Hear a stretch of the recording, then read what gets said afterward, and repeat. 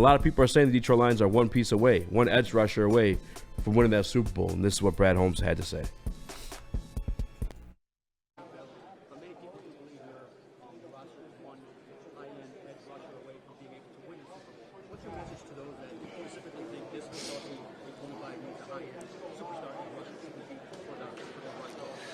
Well, why do you say one high end?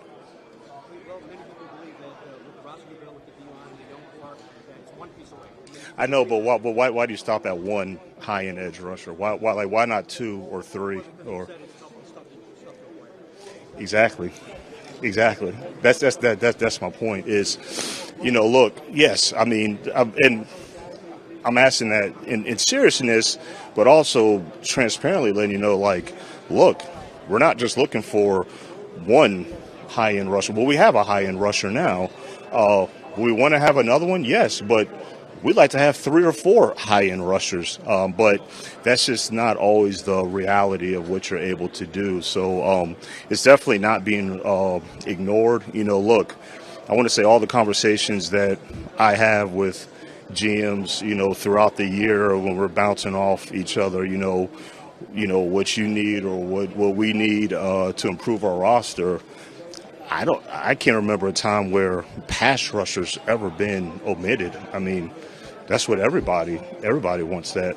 So, it's not going to be ignored. I don't know. Again, I don't know if that's the one player away. I think I've been pretty clear about that part because that one player on top of everything else that you have, and what you're definitely is that one player is not going to get hurt. That one player is not going to get hurt. So, but say that one player does not get hurt. Well, what if you have the attrition that we suffered this past season, where now does that one player make as much of a difference with all the attrition that you're out? So you got to look at all those different components. But no, pass rush will never be ignored. It never has been. But it's just those guys are hard to acquire.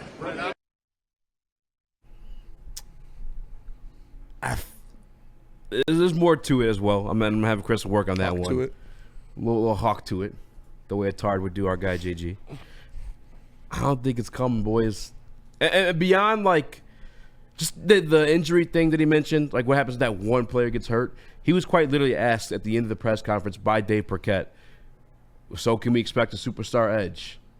And this is what he had to say. Here's a quote from him. Shout out to Travis from Woodward Socials. Probably not.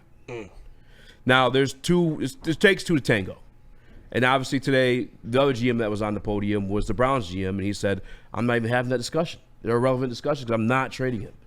Doesn't sound like Myles Garrett going to be traded from the Browns, at least not anytime soon. We'll see. And to his credit, Andrew Berry, I think it is, he has to drive up that price. You have to say no. Yeah, I don't know. I mean, it would be the dumbest thing possible for him to not trade Myles Garrett. Like, your team's in a hole right now, and you should trade him right now when he's at his highest for the highest price to look at what the Lions did with Matt Stafford. But that being set aside, Brad Holmes, he said multiple times he's going to constantly try to get the best players in here.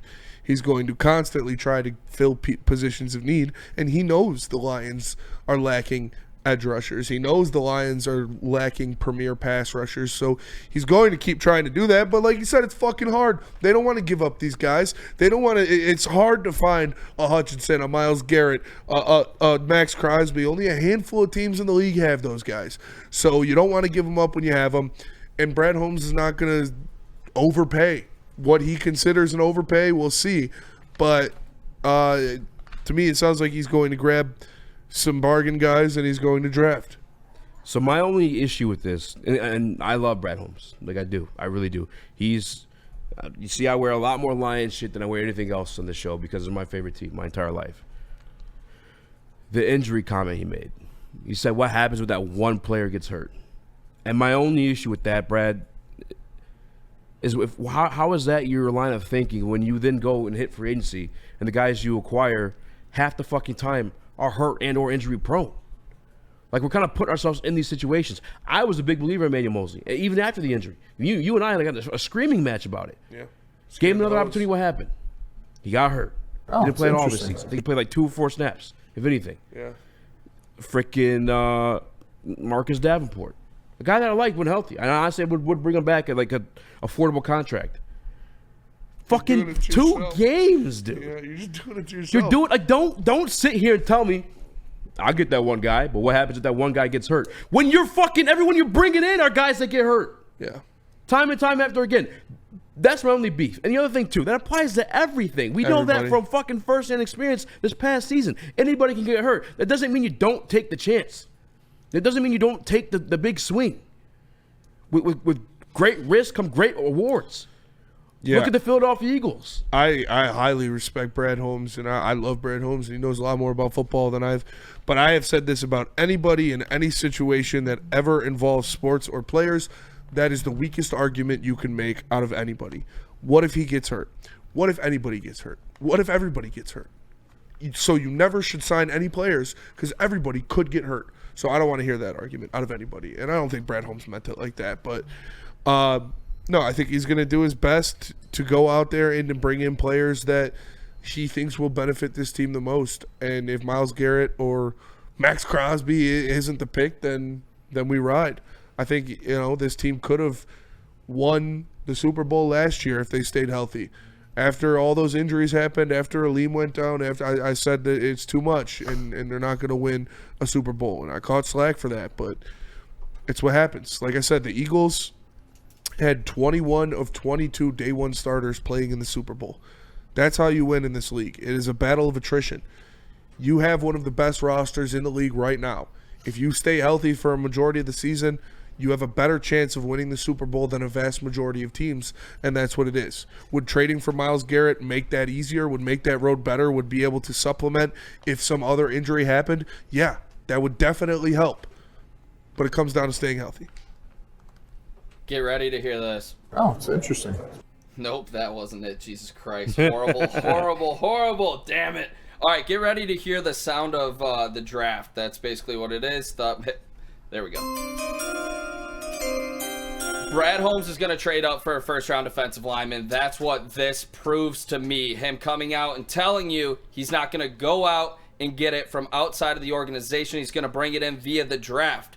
He has gone defensive line in the second round twice with Pascal and Levi Onwuzurike.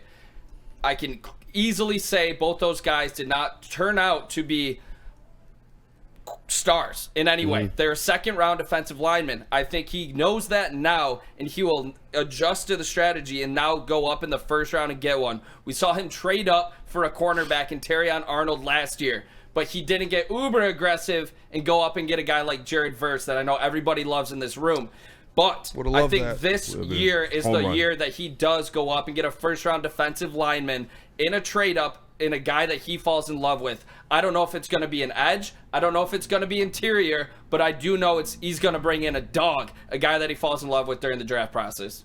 I would love that. I think that's, I would bet that the bet on that would probably be minus money because Brad Holmes has shown a consistent track record of moving up and down in the first round and going after guys that he likes. He's moved in the first round every single year he is drafted in the NFL. So, yeah. I would love that. If you go out there and you grab a top tier defensive player out of this draft, I don't think anybody would have any complaints anywhere in Detroit. And I could see him doing it. I did my first Lions mock draft today.